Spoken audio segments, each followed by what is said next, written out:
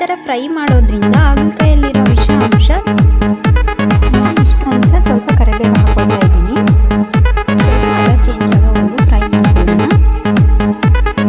ಮುಂಚೆ ಫ್ರೈ ಮಾಡಿ ಇಟ್ಕೊಂಡಿರುವಂಥ ಆಲೂಗಡ್ಡೆನ ಕೂಡ ಸೇರಿಸ್ಕೊಳ್ತಾ ಇದ್ದೀನಿ. ಈಗ ನಾನು ಮುಂಚೆ ಫ್ರೈ ಮಾಡಿರುವಂಥ ಹಾಗಲಕಾಯಿ ಕೂಡ ಸೇರಿಸ್ಕೊಳ್ತಾ ಇದ್ದೀನಿ. ಎರಡನ್ನೂ ಸ್ವಲ್ಪ ಫ್ರೈ ಮಾಡ್ಕೊಳ್ಳೋಣ.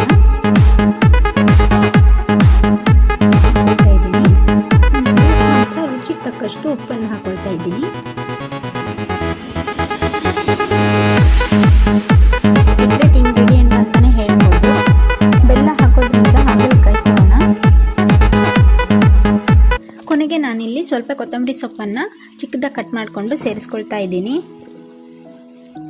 ಇಷ್ಟ ಆದರೆ ಹಾಗಲಕಾಯಿ ಪಲ್ಯ ರೆಡಿ.